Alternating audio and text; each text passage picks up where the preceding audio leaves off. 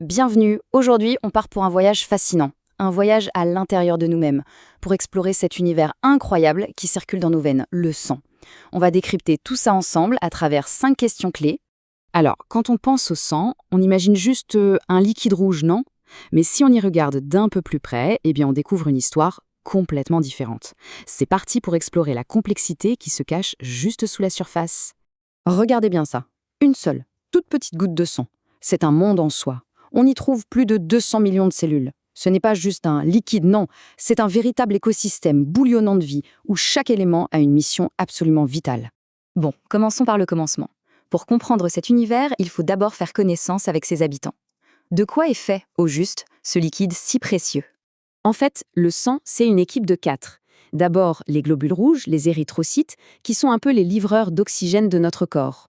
Ensuite, les globules blancs, les leucocytes. C'est notre armée personnelle, notre système de défense. On a aussi les plaquettes, l'équipe d'intervention d'urgence qui répare les fuites. Et tout ce petit monde navigue sur le plasma, cette autoroute liquide qui transporte tout le monde.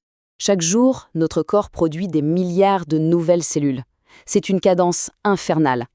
Mais où se trouve cette usine de production? D'où est-ce qu'ils viennent, tous ces travailleurs infatigables? Ça a été un des grands mystères de l'hématologie. Comment est-ce que des cellules aussi différentes, les rouges, les blanches, les plaquettes, pouvaient toutes venir d'un seul et même ancêtre commun? La réponse, elle a été trouvée grâce à une expérience d'une simplicité et d'une ingéniosité incroyables. Et voilà comment le mystère a été percé. En 1961, 2 chercheurs, Thiel et McCulloch, ont fait une expérience marquante. Ils ont irradié des souris, ce qui a détruit toutes leurs cellules sanguines. Ensuite, ils leur ont injecté des cellules saines de moelle osseuse, et là, le résultat était spectaculaire. Le système sanguin s'est entièrement régénéré. La preuve était faite. La source de tout se trouvait bien dans la moelle osseuse. Et cette source, cette cellule originelle, c'est elle, la cellule souche hématopoïétique. C'est la chef d'orchestre, nichée au cœur de nos os. Elle a 2 super pouvoirs. D'abord, l'auto-renouvellement. Elle peut se copier à l'infini pour ne jamais s'épuiser. Et surtout, la totipotence. Elle peut se transformer en n'importe quelle cellule sanguine. C'est la mère de toutes les autres. Ok, maintenant on sait d'où elles viennent. Mais une fois qu'elles sont spécialisées, qu'est-ce qu'elles font concrètement? C'est quoi leur job au quotidien? Faisons un petit face-à-face entre les 2 familles les plus célèbres. D'un côté, les globules rouges. Ils sont des milliards, leur durée de vie est environ 4 mois, et leur seule mission, c'est de transporter l'oxygène. De l'autre, les globules blancs. Ils sont beaucoup moins nombreux, on parle en millions, mais le rôle est tout aussi vital, nous défendre. Et leur durée de vie, eh bien, elle varie énormément, de quelques heures pour les soldats en première ligne à des années pour les cellules mémoire. Justement, zoomons un peu sur cette armée. Parce que les globules blancs, ce n'est pas une seule et même unité. Non, ce sont des corps d'armée spécialisés. Alors, qui sont ces soldats qui patrouillent sans cesse dans notre corps? Voici les troupes d'assaut. À gauche, les neutrophiles.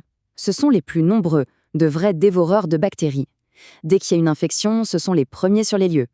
À droite, les éosinophiles. On les reconnaît à leurs granules orange. Ils sont spécialisés dans la lutte contre les parasites, comme les vers, et interviennent aussi beaucoup dans les réactions allergiques. Et pour finir ce trio de ce qu'on appelle les granulocytes, il y a les basophiles. Leurs grosses granules violet foncé ne trompent pas. Ce sont eux qui libèrent l'histamine pendant une allergie, et qui sont donc responsables des symptômes qu'on connaît bien, comme les rougeurs ou les démangeaisons. Forcément, une mécanique aussi bien huilée peut parfois connaître des ratés. Que se passe-t-il quand la production ou le fonctionnement de ces cellules est perturbé? Prenons l'exemple le plus connu, l'anémie. Ce chiffre est tout simplement énorme. L'anémie, c'est-à-dire un manque de globules rouges, touche environ 1/4 de la population mondiale. C'est un véritable enjeu de santé publique, surtout chez les enfants et les femmes. Il faut savoir que l'anémie n'est pas une maladie en soi, c'est plutôt un symptôme. Et pour trouver la cause, une des toutes premières étapes, c'est d'observer la taille des globules rouges. S'ils sont trop petits, on parle d'anémie microcytaire. Trop gros, c'est une anémie macrocytaire.